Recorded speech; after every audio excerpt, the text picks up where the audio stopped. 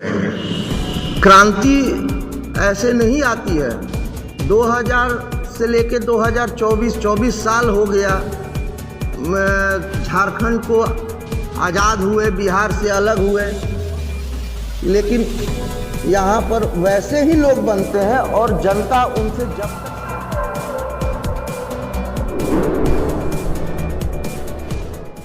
Bahujan Samaj party के नेता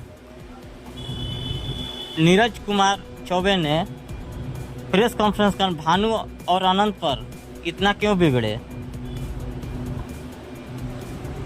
आप देख रहे हैं बीएनपी न्यूज। बीएसपी नेता नीरज कुमार चौबे ने प्रेस कॉन्फ्रेंस कर कहा कि क्रांति ऐसे नहीं आ सकती। 2000 से लेकर 2024 तक सालों हो गया झारखंड के आज़ाद हुए, बिहार से आज़ाद हुए, बिहार से अलग हुए, लेकिन यहाँ पर वैसे ही लोग आए जहाँ जनता का कोई काम नहीं किए। जब तक जनता सवाल नहीं पूछेगी तब तक कोई नेता आपके लिए कुछ नहीं कर सकता है। जो आदमी को खाने का खर्च ही नहीं था, वो 10,000 करोड़ का मालिक बनकर बैठा हुआ है। वो आदमी चाहता तो अपने पैसे से 2,000 करोड़ का प्लांट लगवा सकता था।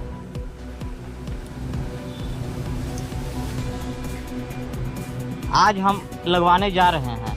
पंकज मेरा छोटा भाई है। विश्वास इसलिए लोग कर रहे हैं कि पिछले 2010 से जिला परिषद का चुनाव लड़ रहा हूं। 2010 से लेकर 2024 तक को जनता सब जान रही है, और जो भी गवर्नमेंट की योजनाएं हैं वो घर घर बिजली योजना के नाम से जाना जाता है। जो हम जानते हैं तो क्या अनंत प्रताप देव नहीं जानते होंगे, या वर्तमान विधायक भानु प्रताप शाही नहीं जानते होंगे।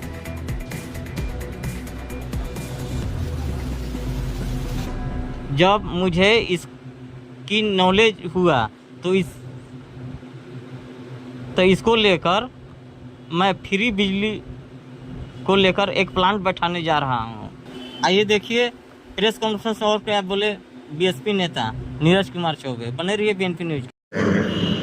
क्रांति ऐसे नहीं आती है।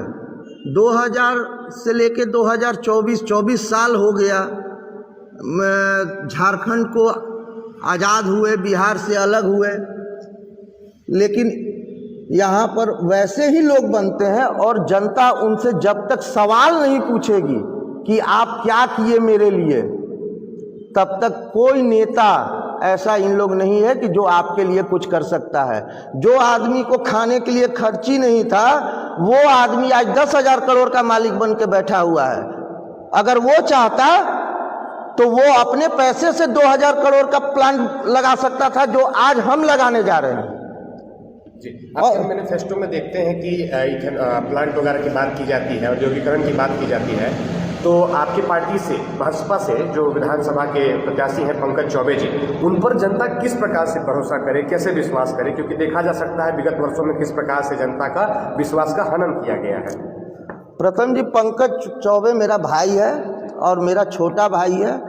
विश्वास इसलिए किया जाएगा कि पिछले 2010 से मैं जिला परिषद का चुनाव लड़ रहा हूँ, और 2010 से लेकर 2024 तक कोई जनता ये नहीं कह सकता है कि जो बात हम लोगों ने बोला और वो काम नहीं हुआ।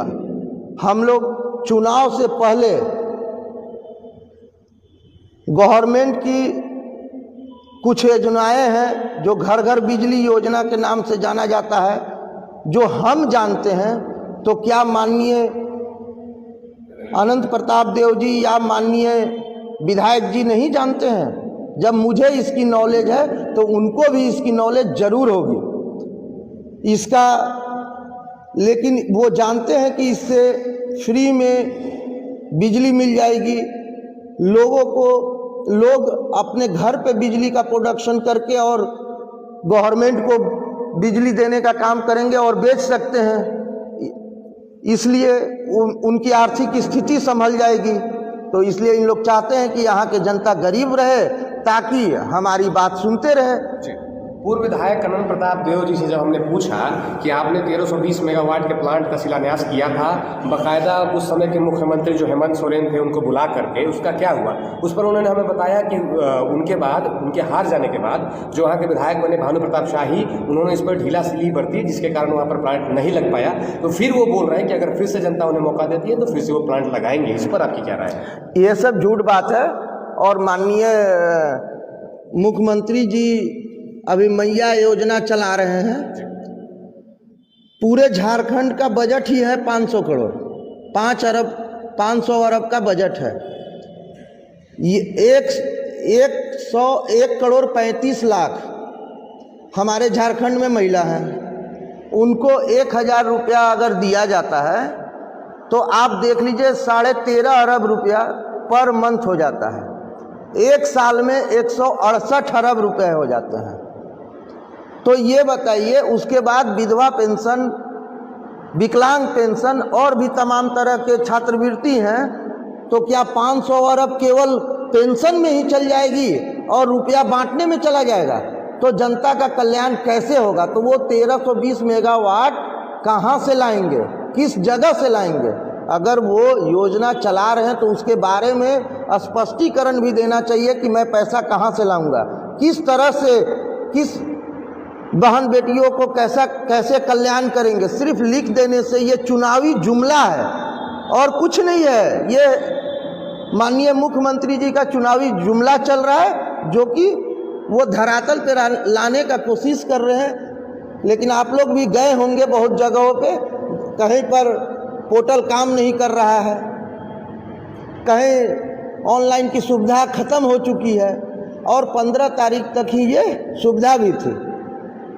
अभी तक तो मुझे तो बहुत जगह से ये पता चला है कि 2500 महिलाओं का ही केवल होने पाया है। बहुत जगह पैसे की भी उगाही की जा रही है जेएमएम की कार्यकर्ता द्वारा। लेकिन सर ये सब अलग विषय है।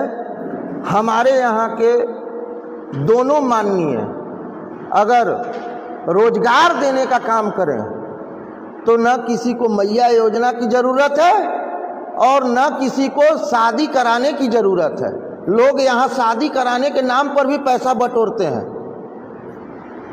ऐसा बात नहीं है। यहाँ पर हर एक साल जो शादी होती है उसमें कई करोड़ रुपया अपने पॉकेट में रख लिया जाता है और सारे लोगों से चंदा ले लिया जाता है और उसके बाद शादी करके 5 करोड़ अपने पास रख लिए। तो ये भी यहाँ होता है, ऐसा बात नहीं है। उनको अगर आप रोजगार दे दीजिएगा तो वो बहन बेटी को खुद ही शादी कर सकते हैं। वो उनको अगर मेडिकल का सुविधा दे दीजिएगा तो वो खुद ही दवा करा सकते हैं। मेडिकल पर बात हमको याद है, अभी विधायक भानु प्रताप शाही के गृह प्रखंड में केतार में लगभग करोड़ों की लागत से हॉस्पिटल बनकर तैयार है। आज 5 सालों से, 5 साल से भी अधिक समय हो गया, लेकिन अभी तक हॉस्पिटल चालू नहीं हो पाया है, वहाँ पर डॉक्टर नियुक्त नहीं हो पाया। इस पर आप क्या कहिएगा? मैं भी एक कॉन्ट्रैक्टर हूँ, इसलिए आपको जानकारी कम है। भवनाथपुर में जब वो पहली बार स्वास्थ्य मंत्री बने थे उसी समय टेंडर कराया गया था भवनाथपुर के हॉस्पिटल का, और सारे हॉस्पिटलों का नवीकरण वो कर रहे थे। लेकिन आज तक वो सिर्फ टेंडर निकाल सकते हैं क्योंकि उसमें 5% उनको कमीशन चाहिए। रोड बनवा सकते हैं क्योंकि उनको कमीशन चाहिए। डॉक्टर इसलिए नहीं ला सकते हैं क्योंकि डॉक्टर अपना वेतन से उनको कमीशन नहीं देगा। और शर्म आनी चाहिए उस इंसान को और उस माननीय को भी शर्म आनी चाहिए कि अपना प्रखंड को जो नहीं सही रख सकता है वो पूरा विधानसभा और पूरे झारखंड चलाने का बात कहता है। इसमें तो जनता समझ चुकी है भैया, इसमें कोई दो राय नहीं है। इस बार उनको उखाड़ के फेंक देने का काम करेगी भवनाथपुर की जनता। आप लोग ये विश्वास रखिए, उनकी जनाधार खत्म हो चुकी है।